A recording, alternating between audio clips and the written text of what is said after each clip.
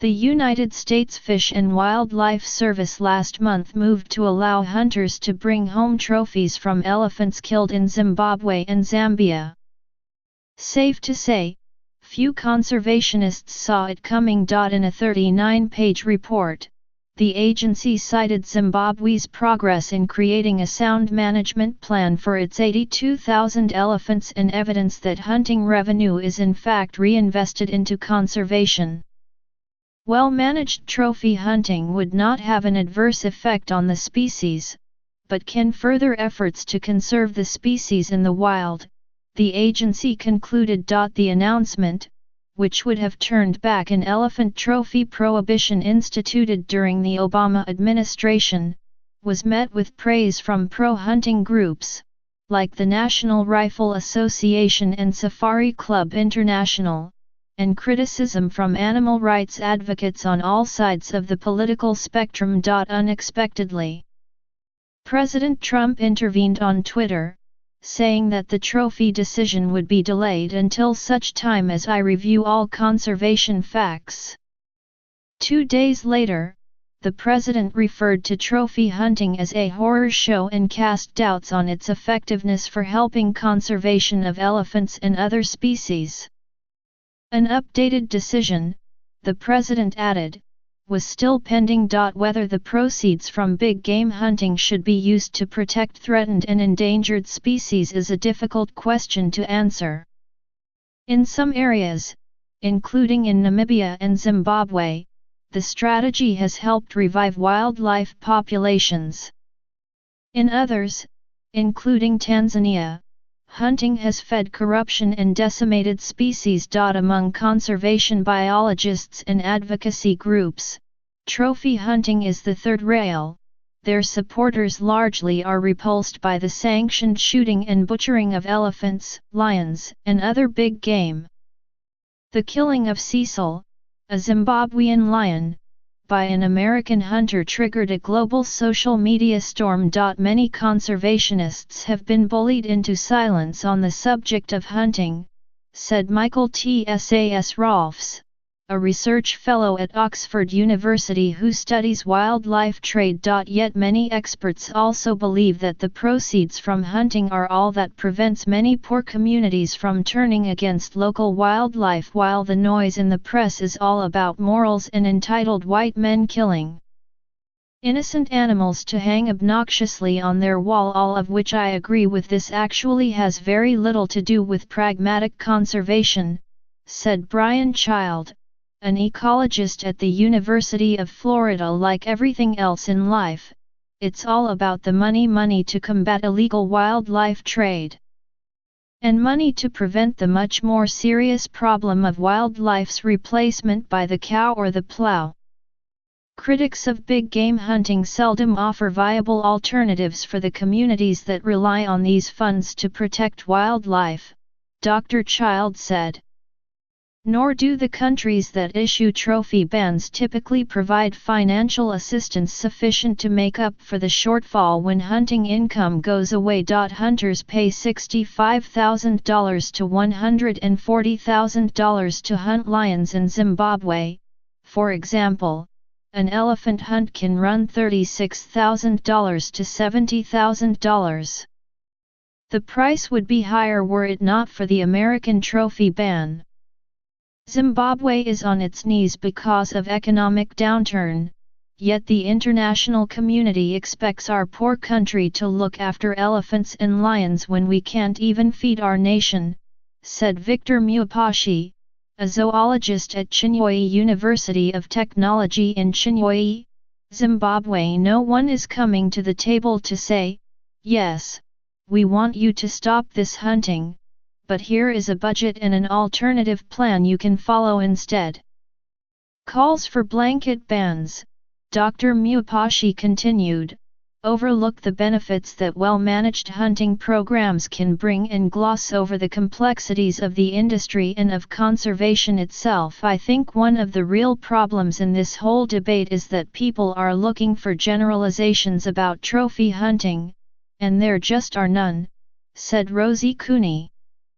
Chair of the Sustainable Use and Livelihoods Specialist Group at the International Union for Conservation of Nature. There's great examples and terrible examples and ones we don't have a clue about and everything in between.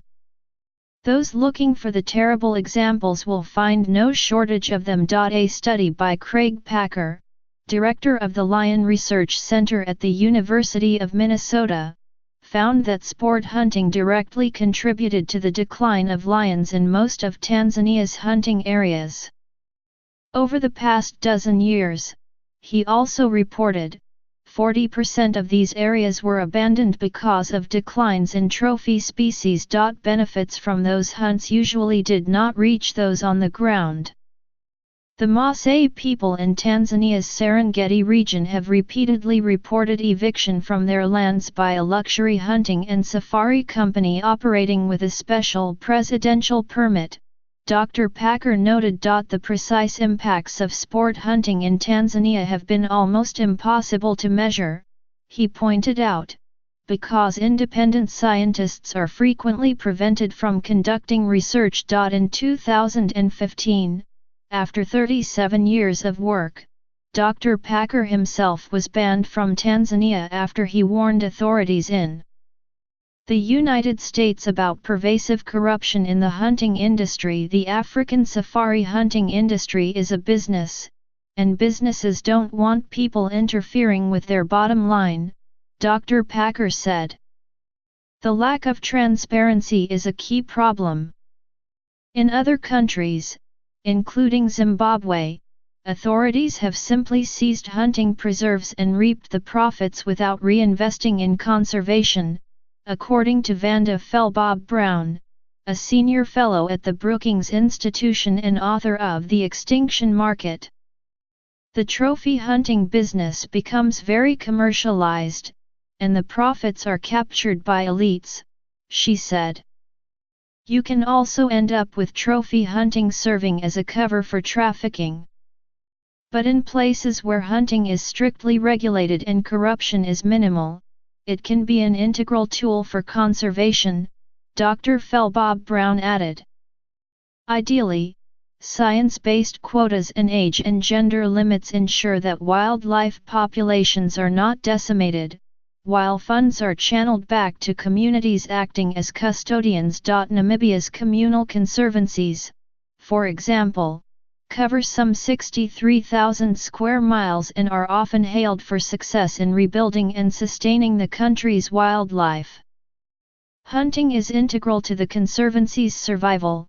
Without it, the majority of conservancies would not be able to cover operational costs, researchers at the World Wildlife Fund reported last year in the journal Conservation Biology. The Save Valley and Buobi Valley conservancies in Zimbabwe, which are primarily supported by hunting, are managed well enough that lion populations are growing. And in South Africa and Zimbabwe, Dr. Cooney said, hunting has pushed landowners into converting agricultural land into private wildlife reserves. Even where this conservation strategy seems to work, however, some critics question the contradiction inherent in hunting threatened and endangered species. Any trophy hunting of an endangered species is by definition unsustainable, as it cannot sufficiently contribute to the survival of the species to justify removing individuals from the population, said Ellie Pepper, a deputy director at the Natural Resources Defense Council. Indeed, savanna elephant populations across Africa declined by 30% from 2007 to 2014, primarily as a result of poaching. But the numbers were not evenly distributed. Most legal trophy hunting for elephants occurs in southern Africa, in countries like Namibia and South Africa.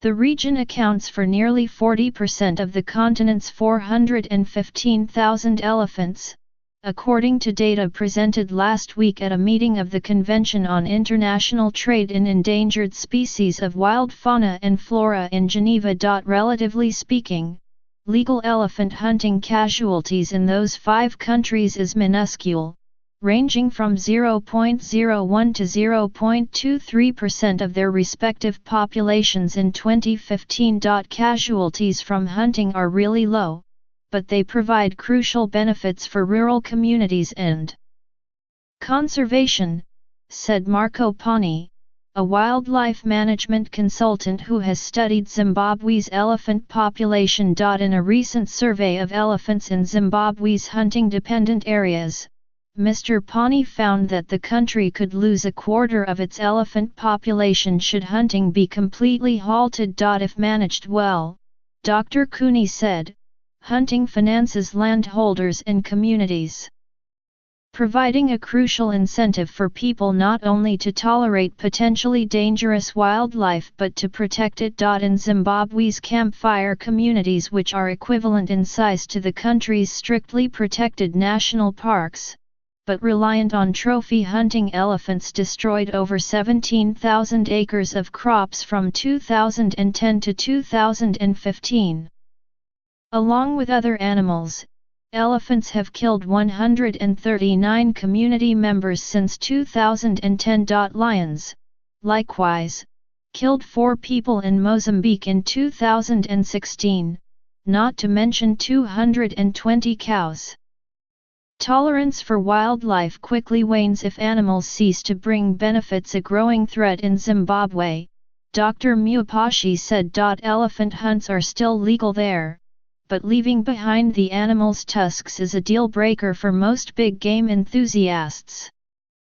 After the 2014 trophy ban, 108 of 189 American hunters cancelled their trips. The campfire program's annual income dropped to $1.7 million from $2.2 million. Private landowners reported similar losses. Zimbabwe's Parks and Wildlife Management Authority derives about 20% of its funding from hunting fees, over half of which traditionally comes from American hunters. All of Zimbabwe's hunting areas are surrounded by communities who are hungry for agricultural land, Dr. Muapashi said. If people see that elephants and lions no longer have value, they'll kill all the animals and let their cattle use the land currently set aside for wildlife. Some argue that photographic tourism can make up for these losses, but Dr. Muapashi disagrees. Before the trophy suspension, hunters were undeterred by Zimbabwe's political turmoil. But tourism overall suffered a decade-long decline. Hunters also tend to relish the chance to spend 3 weeks or more in rugged wilderness lacking in roads, cell phone service, and treated water. Tourists on photographic safaris, on the other hand, are soft people. Dr. Muapashi said they expect to sleep in a nice bed in a nice lodge where there's no mosquitoes and there's electricity and pure water. That's why transforming hunting areas into destinations that appeal to conventional tourists often requires prohibitively expensive investment in infrastructure and marketing. Communities in Botswana are now struggling with such a transition. In 2013, President Ian Khama issued a national hunting moratorium, accompanied by an order to convert hunting operations, many located in featureless, remote areas, into photographic safaris. But the government did not provide assistance to help with those efforts or to make up for lost income. As a result, affected communities are increasingly negative about wildlife and poaching has increased. According to research published this year, hunting operators also stopped maintaining artificial water holes for wildlife, so elephants, lions, leopards, and other species moved into riverbank areas where crops are grown, leading to an uptick in killings. We don't know the number of predators now being indiscriminately killed by farmers and villagers, but we do know it's much higher than the hunting quota ever allocated, said Debbie Peake, a longtime advocate of hunting and conservation in Botswana. Although no credible figures exist for how much trophy hunting brings to the continent overall, Critics often write off hunting's contribution in comparison to traditional tourism. There is an enormous wildlife watching industry in Africa, while trophy hunters are in the low thousands, said Wayne Paisley, President and Chief Executive of the Humane Society of the United States. Trophy hunting generates money, yes. But the number of dollars is so small compared with wildlife watching that it just doesn't compare. But in parts of Botswana and elsewhere, big game hunting can make or break conservation efforts. The macro argument about however many millions hunting brings into the country misses the point, Mr. TSAS Rolfs said. What is relevant is what would happen at the micro level if you removed hunting. My sense is the damage would be quite significant, he added. For Mr. TSAS Rolfs and other experts, the trophy hunting debate remains a tiring distraction from the pivotal question of how to sustainably finance conservation in Africa, and how to deal with poaching and growing human populations. In a 2015 survey of 133 experts in 11 African countries, trophy hunting came in next to last in a ranking of 11 threats to wildlife. Poaching was at the top. We're talking about the wrong thing right now, said Dan Ash, President of the Association of Zoos and Aquariums and former Director of the Fish and Wildlife Service. Trophy hunting is not the issue. We should be focused on wildlife trafficking and the broader plight of elephants.